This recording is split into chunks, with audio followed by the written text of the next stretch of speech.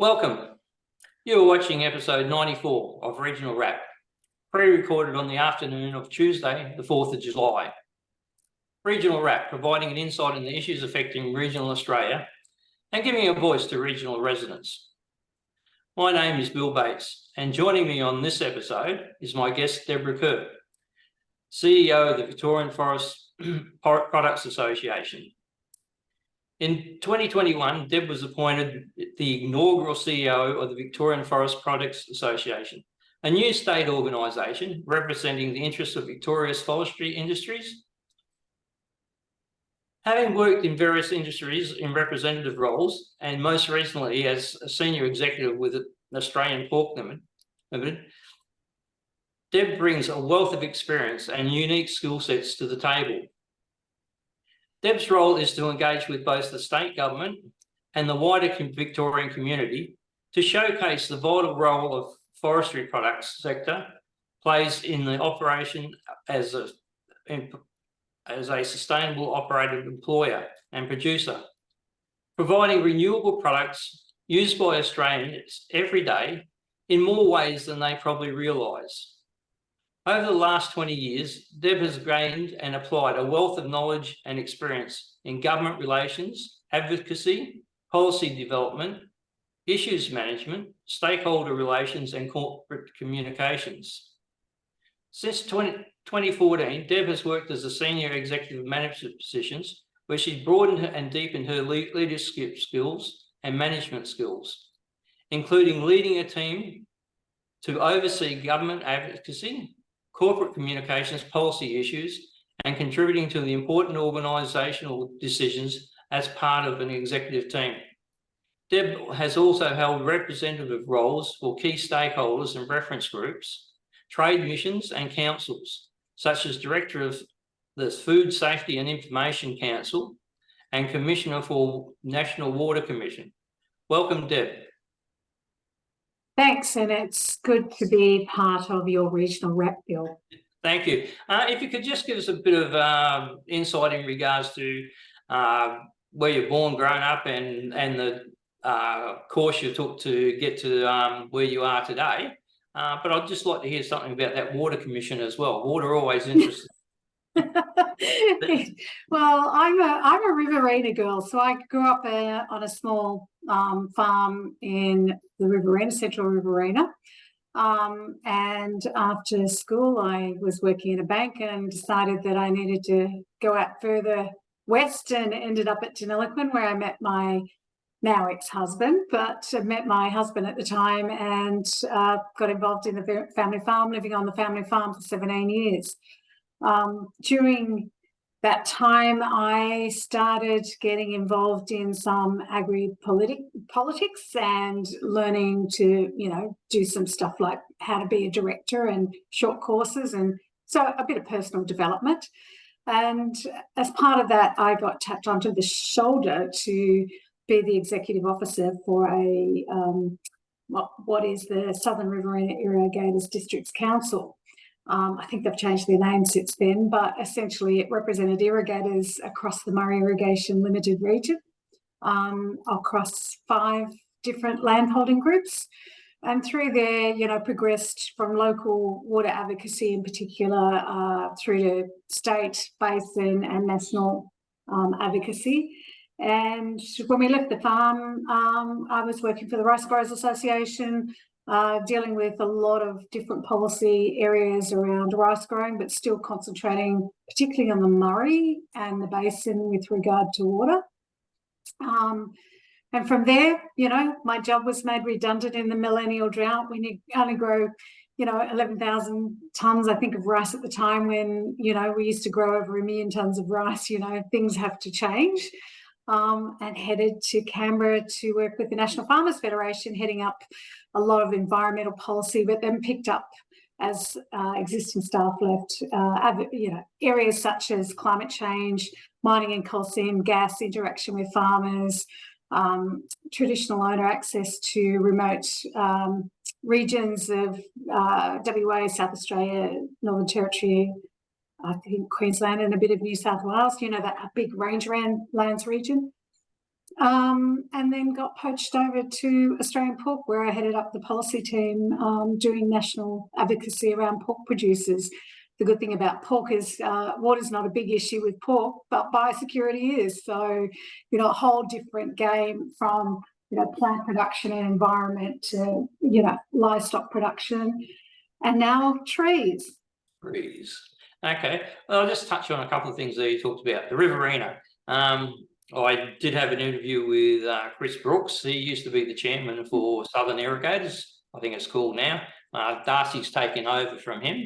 But that has an interesting history in itself with the Murray-Darling Basin and the Water Authority and the ongoing issues with water allocations in the north versus the south that keep going on.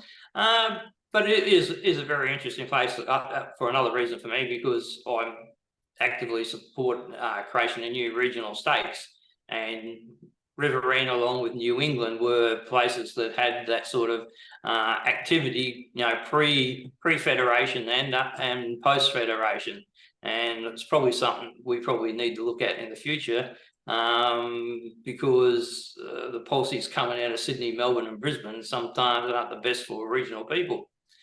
That's died away a fair bit, but did you ever sort of hear any rustlings or history of the Riverina and separate state as a young person or that?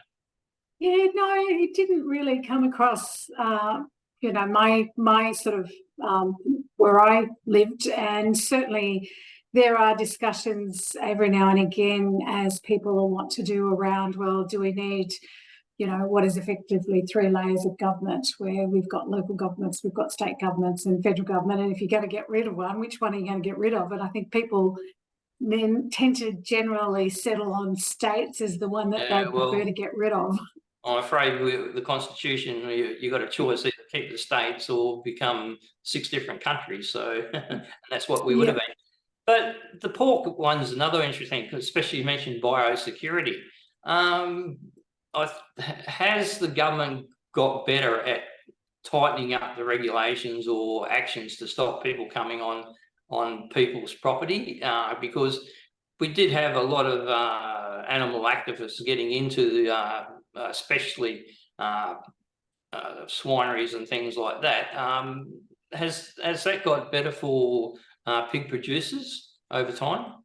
Or they still? I think it was a pretty challenging time, and when you have pig producers who ring you up at 7 o'clock in the morning saying, I can't get police out here and I've got 100, 150, 200 people sitting in my farrowing shed and my staff can't get in to look after pigs, then it becomes quite a bit of an issue. Look, my sense, having left the industry a couple of years ago, and you'd need to talk to the industry association, the Research and Development Corporation, Australian Pork Limited, to get an up-to-date view of the world. But my sense is it seems to have abated a little bit. And if you talk, and in my current role, I sort of compare back then with now with environmental activists, and the industry was good at we had a supporting media, and so the media, we would say to the media, well, what's new here?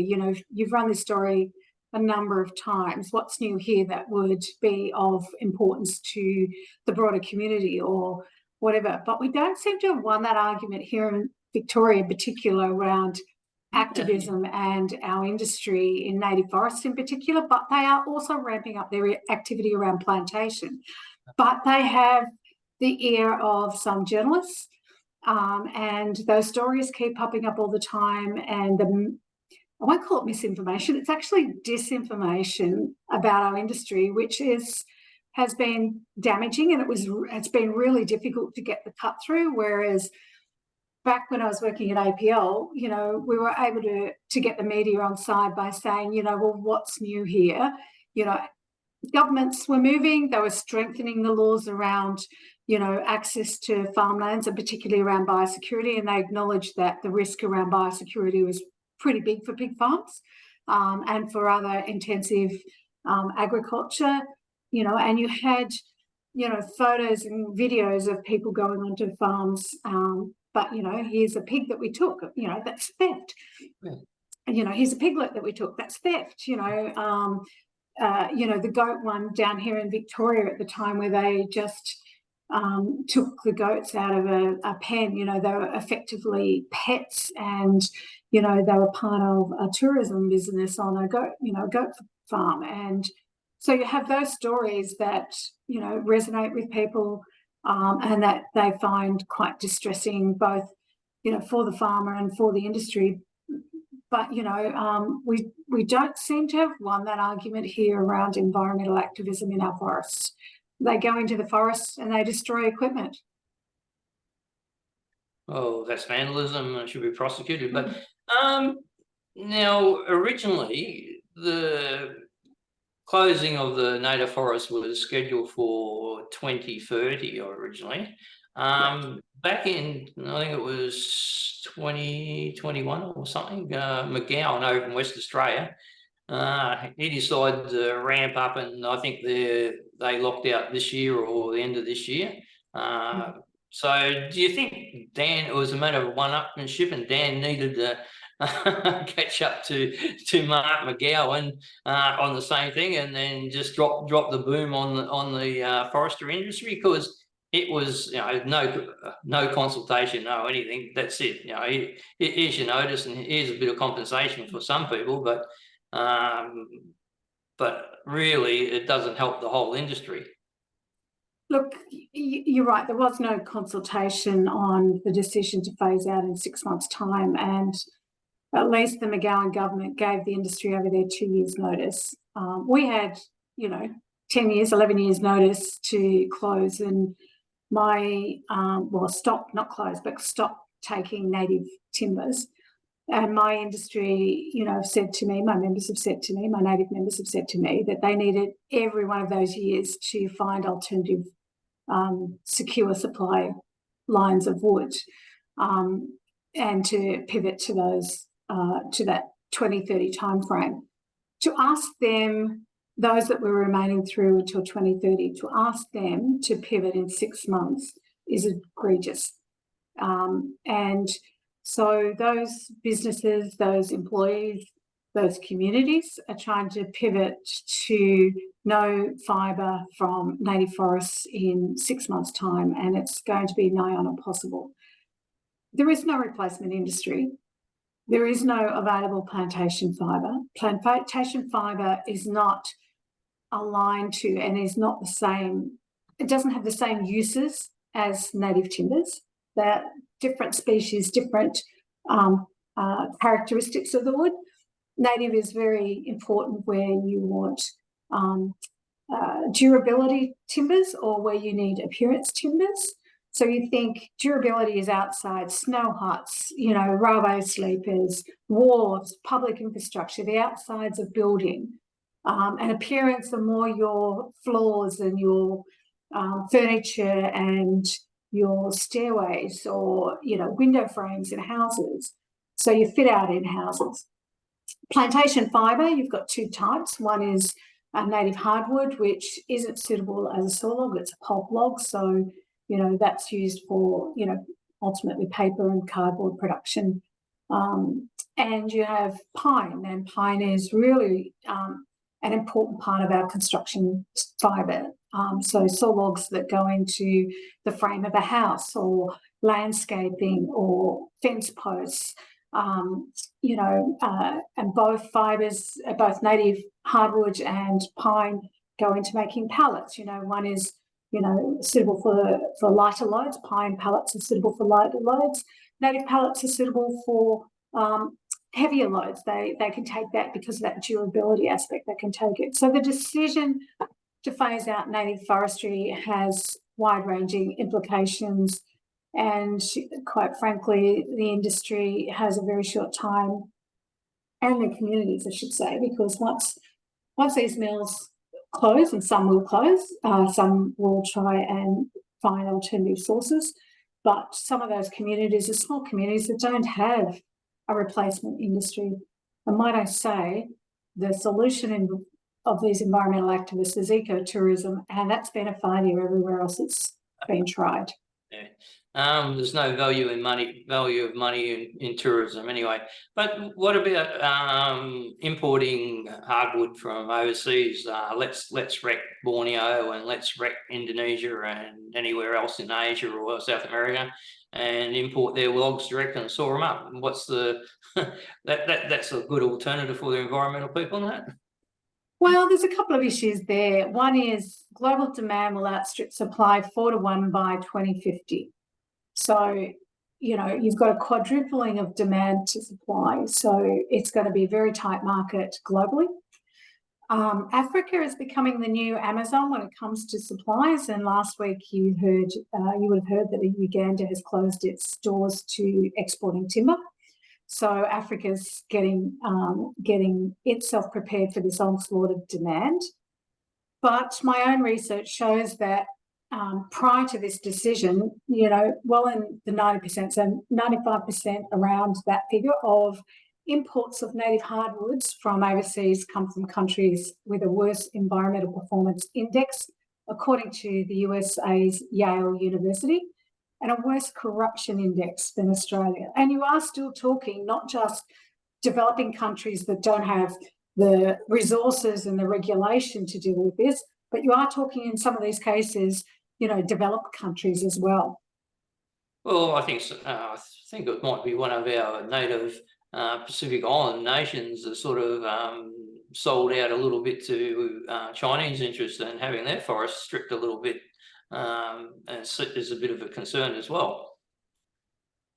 Yeah, look, they're just one of the countries trying to deal with this significant increase in global demand, driven by population increases, driven by, you know, increasing developing countries that have, you know, moving towards developed countries, and they want the same things as we've enjoyed as a developed country ourselves, you know. So you've got this huge demand, you know, and we have the resources. You know, we are a sustainable industry here in Australia. We replant and we regrow every tree, whether it's plantation or native.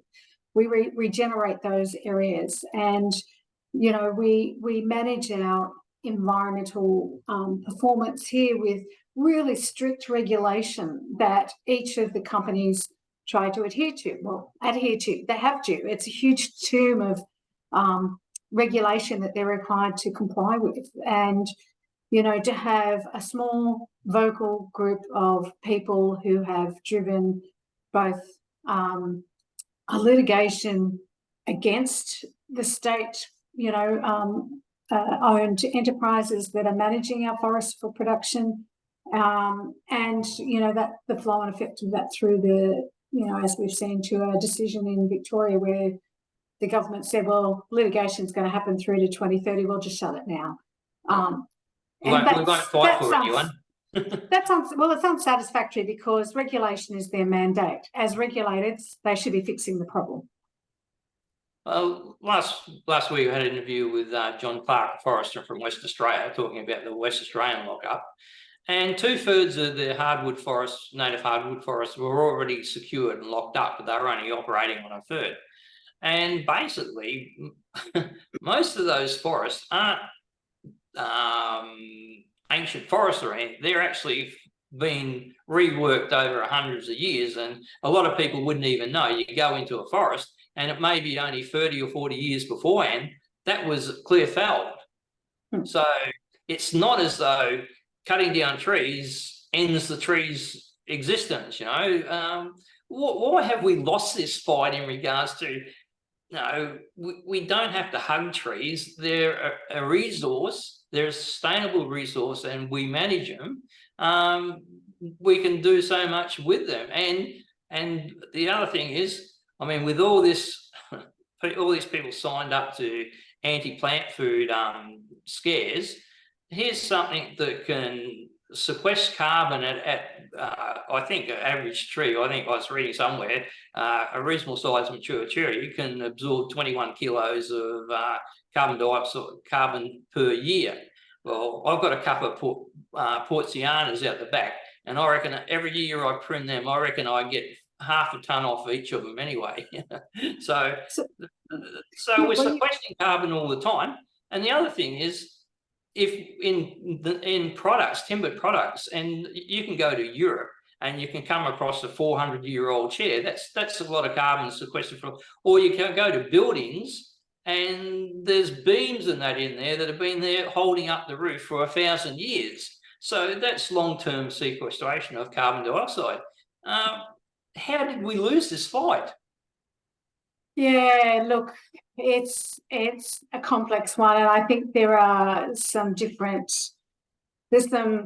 sort of colliding views here on how this happened. So politically, the Labor Party are in a fight with the Greens for the inner city votes. And if you looked at the Victorian election last year, the vast majority of their seats were either safe or very, very safe seats. And to be honest, the coalition did make some inroads into that, because when you look at the analysis post-election, they don't have there's very few very, very safe seats. They've all moved into the still safe, you're still above 6%. But they're in a contest for the inner city vote. So they're in a contest with the Green vote. My own polling showed that, so one was on the east side of Melbourne and one was on the west side of Melbourne on the fringes. The teals are greener than the greens.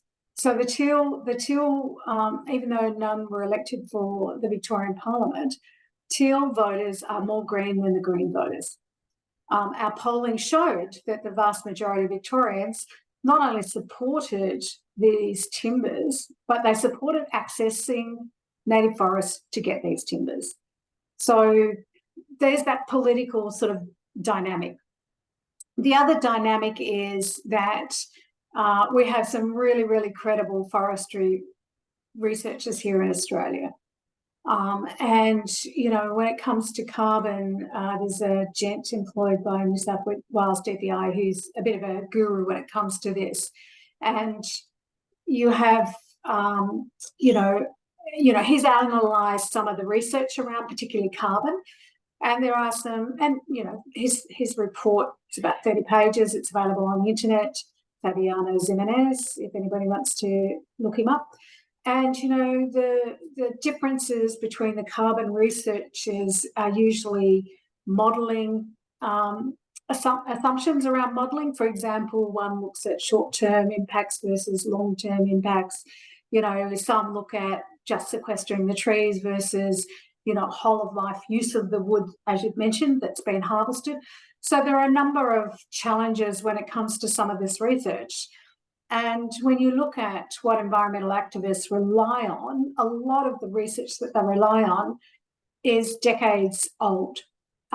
It suits their purposes to purport that, but, research has moved on and they haven't actually adopted the most current research or the most current, thing around that. Research is evolving and our knowledge evolves. But they haven't, and they've relied on that, and they've, spoken that to every, supporting media journalist to get their story across and to get their point across. The other problem is that it's their one-liners that do all the damage. They come up with some outlandish statement, right? And then the trouble is to counter it.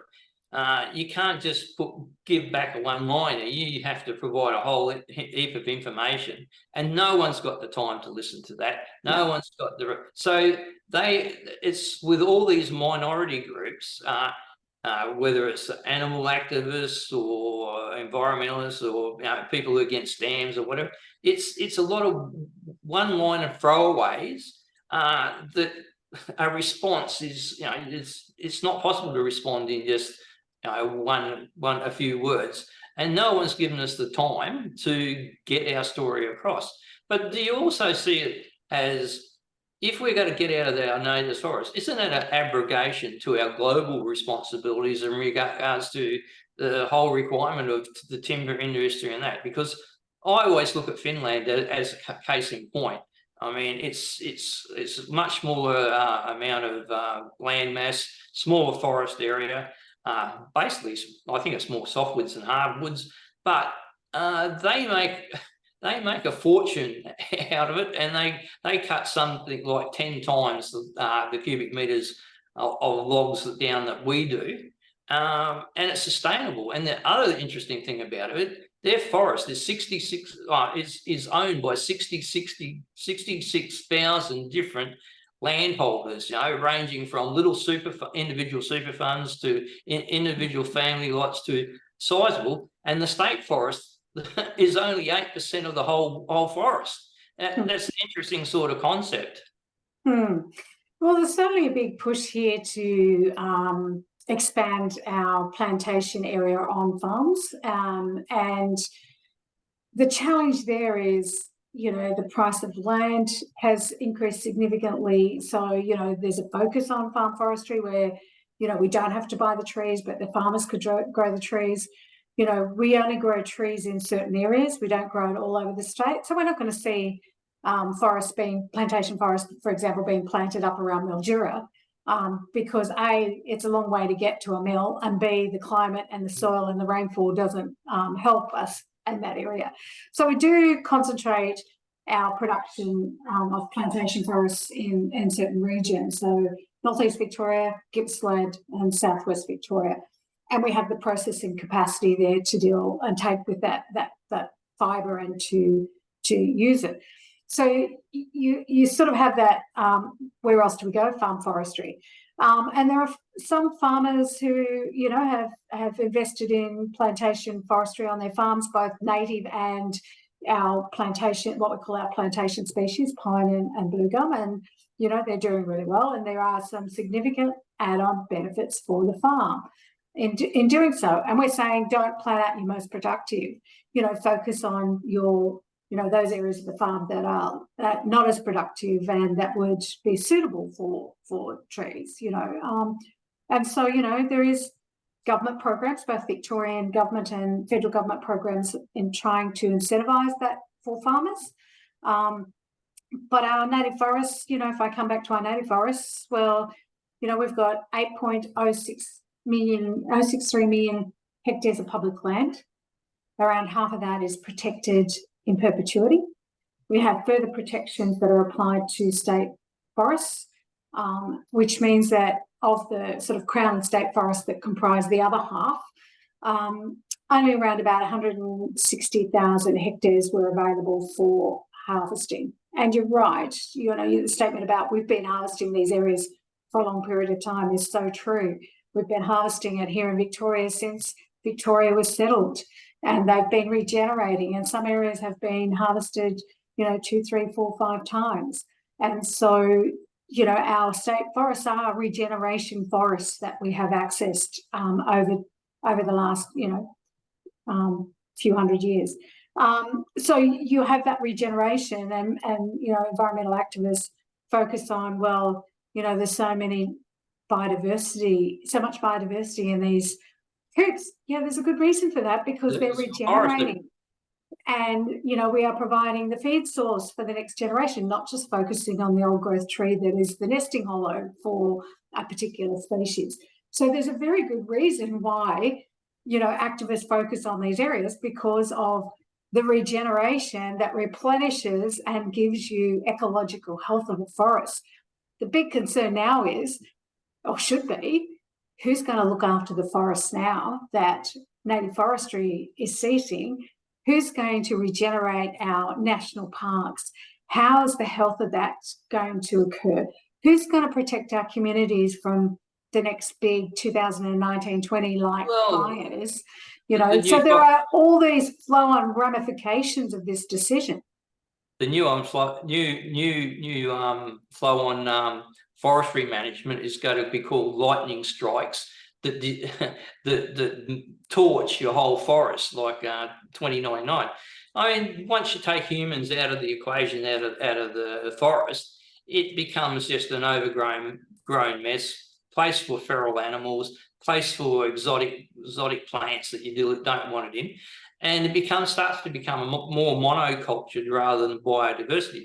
I mean, people go on about koalas and saying, well, you cut down the forest, you're killing them home. But the koalas were never ubiquitous in Australia. I mean, a lot of people have got this idea that, used to be a sea of koala everywhere in Australia.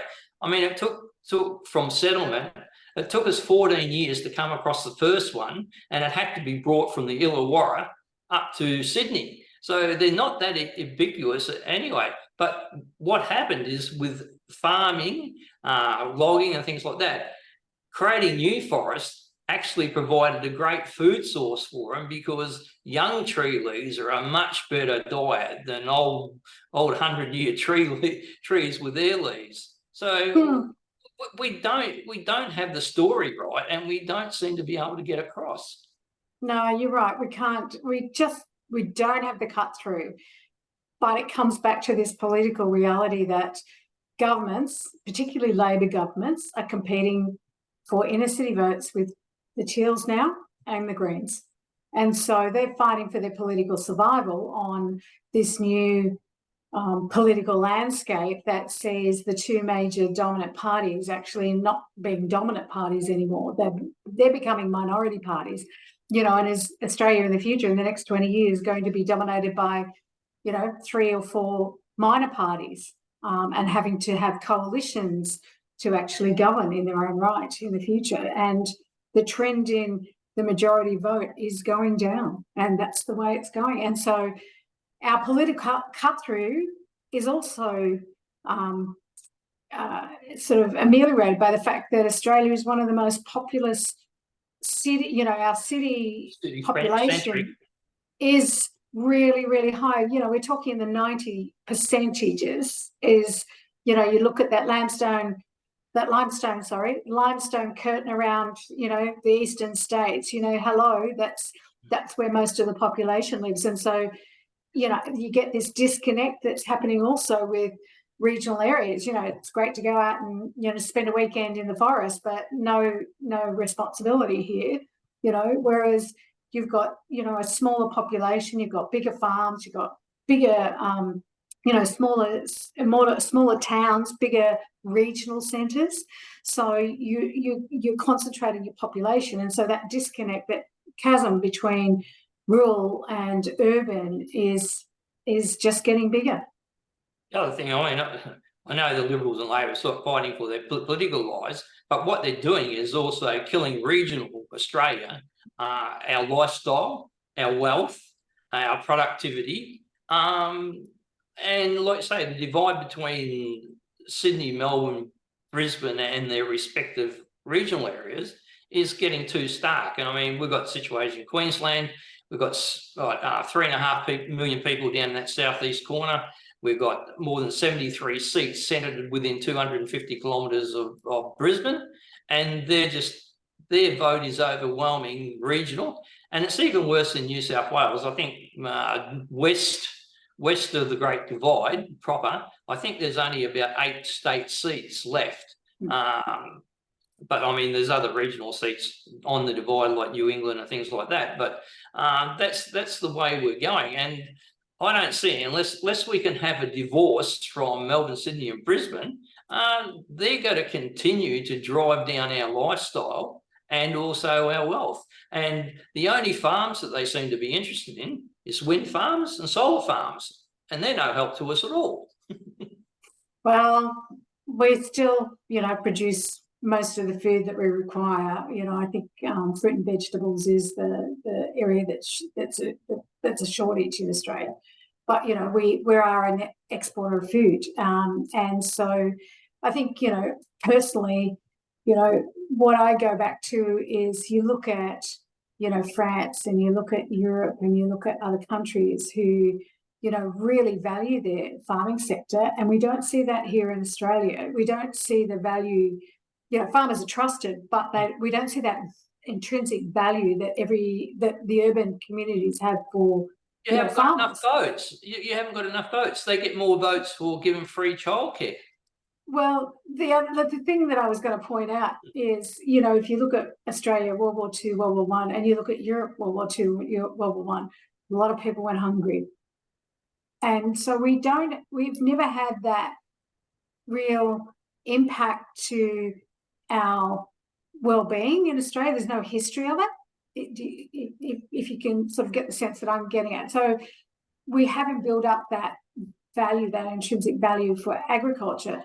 If you ask the right question, I'm sure city people, our urban people would be really aware of it, but it's not felt in regional areas.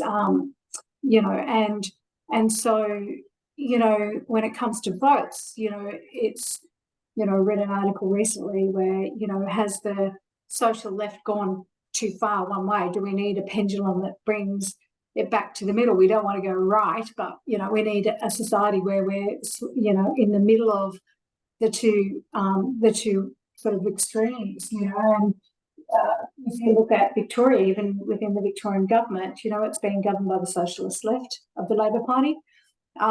Those in the right side of the Labor Party have retired from politics now, so there's very few in that area of the ALP. So you've got this very socialist left ALP, and it reaches out to Ballarat and it reaches out and up to Bendigo. So you will see Labor heartland expand into those regions. Well, it's interesting. I mean, when the notice of the closure came out, Michael, I think it's Michael Connor from the CF, he came out and he's fairly outspoken. I have spoken to his secretary in regards to coming on, but he's otherwise engaged. But I've heard nothing of him since that initial outburst. I just wonder if he's been sort of brought into line with the normal Greens Labor thing. But I think the unions are probably going the same way in regards to, because they're so tied to green issues like climate change and all that, they're actually can't really defend their major workers like the forestry area, the mining, even like in coal in those areas, and it's going to move on to power station workers as well. So there's the unions that usually represents these very, very strong industries and have their base support, but they've now aligned so much with climate change and other things, they actually are going along with the closure of these industries, which doesn't seem to help their people on the ground. Look, you'd have to ask Michael for his comments on this particular issue, but the one thing I will say is he's been, my interactions with Michael is he's been a staunch supporter of the industry, both behind the scenes, but also publicly in the media. So, he shouldn't be called out. With the downflow flow from the logging and the sawmill sort of products and that, what about furniture makers, joinery places, and all those sort of things? What's going to be the impact on them as well if supply sort of dries up? Because I know there's a lot of people who provided hardwood cabinets and flooring and those sorts of things. It's got to be a little bit more difficult for them. Yeah, look, and I had a meeting with the Australian Furniture Association yesterday, and look, these industries, and it's not just the Furniture Association, veneers, the furniture, flooring, cabinets, as you know, there's so many uses for native timber, plantation as well, but these particular fibres. So, they are quite concerned about where those products are going to come from. I talked to a small Melbourne-based company producing native hardwood furniture for preschools, basically, for outside and inside and, toys and equipment. And, he just said, why am I finding it so difficult to get, Victorian ash timber? And I said, well, this is the reason why, industry's closing down. Environmental activists have closed down the industry through injunctions. And he just said to me, well, if this is the case, do I have to move my business offshore to China or to wherever it might be, where I can get reliable supplies? And so one of the perverse outcomes is going to be businesses making the decision to A, import timber from elsewhere, or B, actually to move offshore. The other thing is too, if these activists are getting access to the court over certain issues, isn't it that a measure of the government's failure to put proper legislation in there that safeguards against that? Like, have good policies and good legislation that, they can't find fault in the legislation to go to the court with.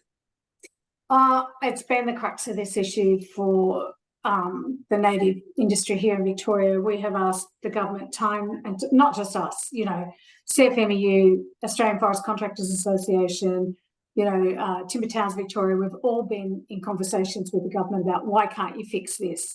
This is a regulatory failure. The code needs to be fixed. The government has said that they can't constrain third-party litigation. It is part of the Victorian Constitution and the right to take the third-party litigation is a right enshrined in that. But they could have constrained it to seek third-party litigation against the Office of Conservation Regulator, who regulates big forest timber harvesting activities.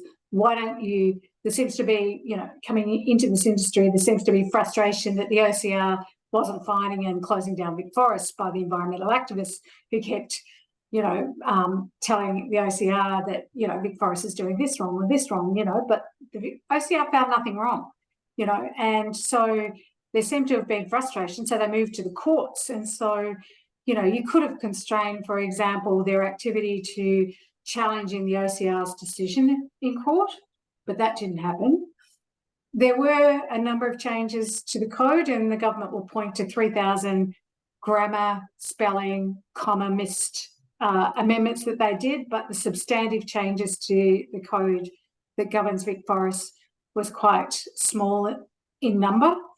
And one of those fixes and the whole issue around the court cases has been the interpretation by the courts of the precautionary principle that's enshrined in the code. It's also in the legislation, but the government wasn't inclined to fix it. What about the other side of the house? They look like if they got into power, would they be looking to do something, or the same sheep? Yeah, look, we had an undertaking from the opposition that they would repeal the decision to phase out native forestry, but that would then, there would be a conversation around the code and fixing the code. There would have to be, but they're not in government. It's unlikely they'll be in government in the next round. You might get them the round after, at 2030. But ultimately, they still have a significant inroads to make into how safe this state is for the ALP at the moment. There would have to be a massive churn for the ALP to still lose the next election because of the amount of safe seats that they have. If you were looking at a majority or a significant number of seats that sit between 0 and 6%, you might have a hope in 2026. But, the opposition are not in government. They're not in government and have no hope of being in government at the earliest opportunity, 2026, if not 2030. The other thing too, the problem with the opposition is that they've got a few competitors out there that make life a bit difficult for them as well. So that's another side of the coin we've got to do. But it comes back, can we sort of do something to win the public a little bit more? Because to me, the public's got a complete misconception in regards to farming and grazing and forestry and all those sort of things.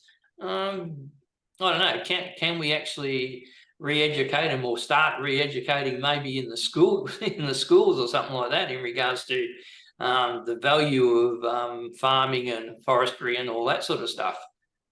Yeah, so the Forest and Wood Products Forest and Wood Products, the RDC body, Australian Forest and Wood Products, I have got a education program in schools called Forest Learning, and that's doing some really cool stuff, including with 3D imaging for school kids and programs. So they've got a range of programs that are underway, but that's a long-term investment decision. The same RDC has done some really good investment, and are about to release their next marketing campaign. So the last one that was around timber framing, and promoting plantation fibre. We started a program called Victoria Wood last year. So Victoria Wood is aimed at a broader community program, just educating about everything that we love about Victorian wood. So, you know, there's a website, there's a promotion for it, victoriawood.com.au.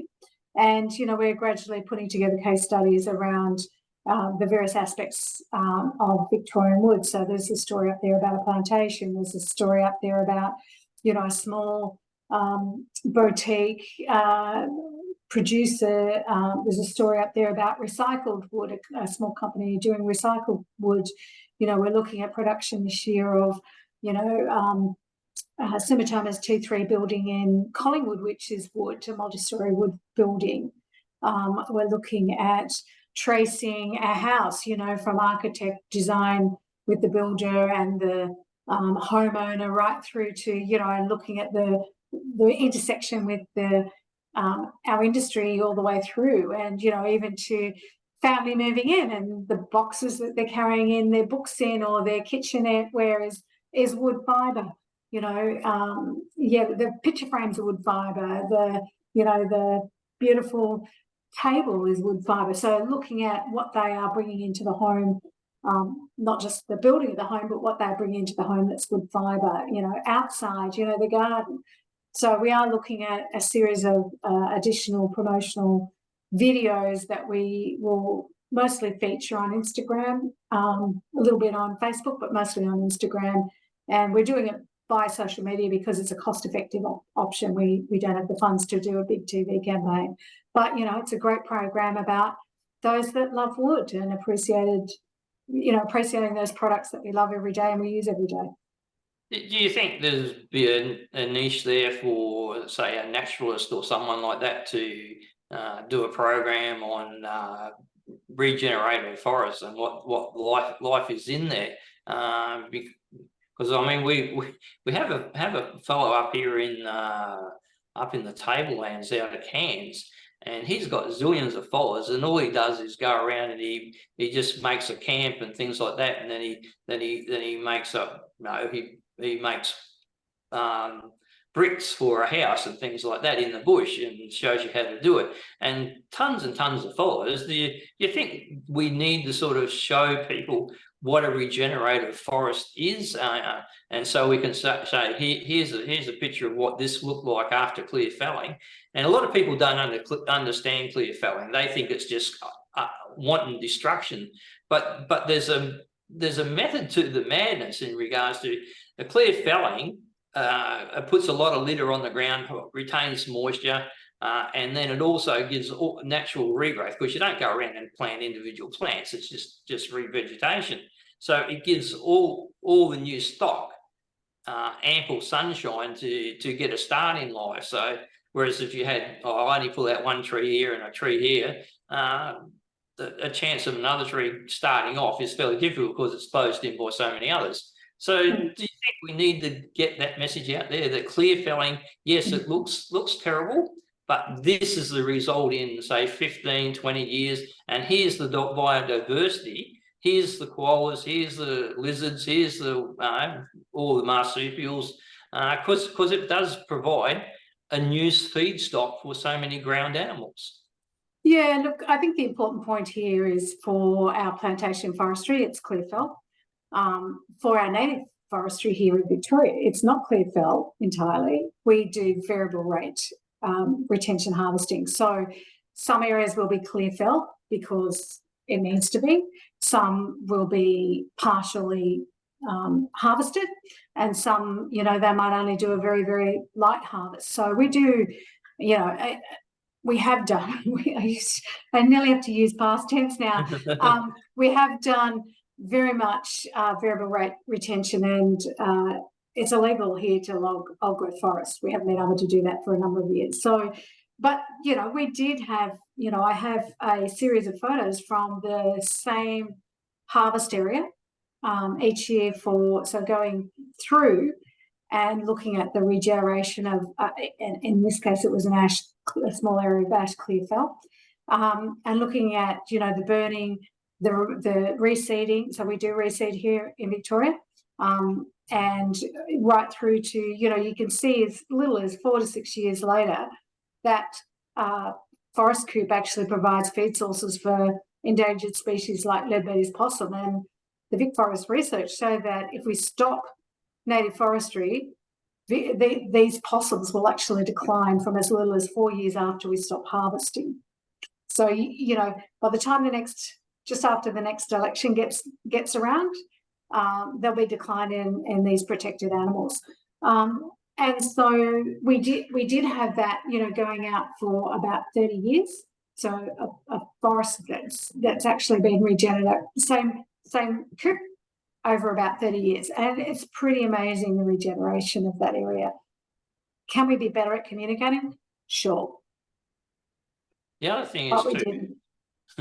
the other thing is too, will we just have to wait until we have a series of massive fires in these unharvested native forests to actually wake up to ourselves again and say, well, maybe leaving forests to themselves is not really a good idea? Is it going to come to that we just have to, you know, put up with this and then just watch forests burn, and that's the tree's existence? It's got two choices: grow up, grow old, and die, and give off carbon dioxide, or have a fiery death and give up all its carbon dioxide. Yeah, look, it's a good point, and you know, I suppose the future will only tell whether or not politicians who've made these decisions actually understand the full ramifications.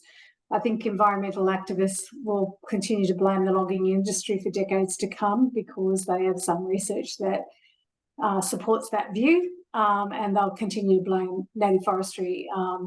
But at some point, that's going to have to turn around because, you know, when you still have the destruction of forests from wildfires that, you know, an industry hasn't been around for whether it's 1 year, 2 years, or, you know, 30, 40, 50 years, you know, at some point that rhetoric has to go away. I think there's also an argument for traditional owner management of the forests, and they want to be able to have eco economy, if I could put it that way. I think that's probably or bioeconomy might be the right term. So they want to be able to restore their country, and restoring country means harvesting timber for them and earning an income from that timber. And you only have to look at the issues that occurred around the Wombat Forest, where traditional owners wanted to clean up windthrow timber, and environmental activists were actively campaigning against the traditional owners and rating them, you know, left, right, and centre about what they're doing, and, you know, generating outrage for small local communities, you know, of activists, you know. So it's not just the Melbourne-based activists. You've also got these regional activists who, you know, have this, you know, extreme passion about saving the environment, but don't really understand forestry or forestry science. Yeah, and the thing is, they seem to get so much coverage, and they seem to have so much in it, and that seems to be a trend over the last maybe 15 years, that minority groups are starting to have far too much say over the general community. And I think that's probably because the general community is the silent majority. Do we need this? Like I say, we've got to communicate to the majority about it. But do you think maybe eventually the majority will start voicing support, and that if they're shown the facts?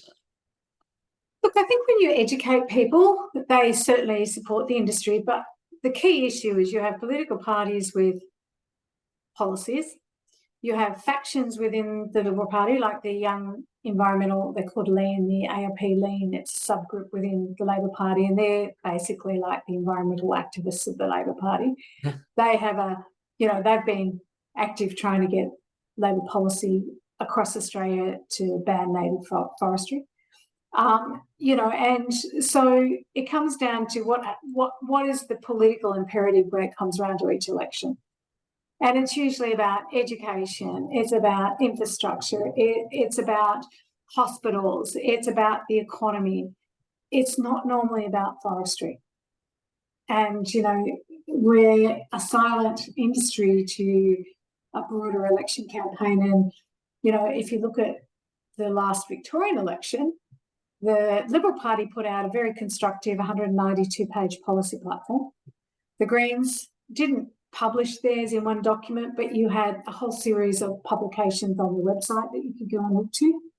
The Labor Party didn't even put out a policy platform here in Victoria. It need to. Very, very safe seats. You know, you had to get a significant churn of votes away from the Labor Party to get them out of government, and that wasn't going to happen. And you had all of the side sniping at the opposition, particularly the Liberal Party, ahead of the election. And it hasn't been happy families since the election. You know, there's still a job to do for the, I wouldn't say the National Party, particularly the Liberal Party. National Party appears to be very cohesive, and they did a great job at the last Victorian election. Yeah, well, that's the regional base. We need that covered as best as possible. Well, they turned 3 seats from independents back to National Party. Yeah, they got Sept and Mildura back. Yeah. I think there was one in Gippsland as well. So, yeah, that's right. Yeah, because 3 seats. Yeah, so they did reasonably well. Look, just to finish up now, because we've been going out, is what sort of partners have you got with you going forward in this conversation, and sort of how diverse are they? By partners, you mean? Well, other interested groups. Yeah, look, Timber Towns Victoria has always been very supportive of forestry, and so I think that will continue. For native forestry here in Victoria, the decision's made. How do you turn back a decision on native forestry when there isn't an industry to go back to? You know, there will be still some mills that will have supply. You know, how do you source the expertise, for example, of contractors who have left to go elsewhere? How do you source the skills and expertise of working in these mountainous areas? You know, how do you know, that's a unique skill set. It's not the same skill set as a plantation contractor, for example. So, you know, how do you overturn those decisions once they've been made and once time has gone on is quite difficult. You know, the Victorian government says that they're very supportive of plantation sourced wood fibre, but I know environmental activists are coming at them. I know the hemp industry thinks that it has a role to play in providing fibre for, you know, home construction, for example. So there's a lot of complex dynamics within the stakeholders here in Victoria, but, you know, industry associations are always very supportive.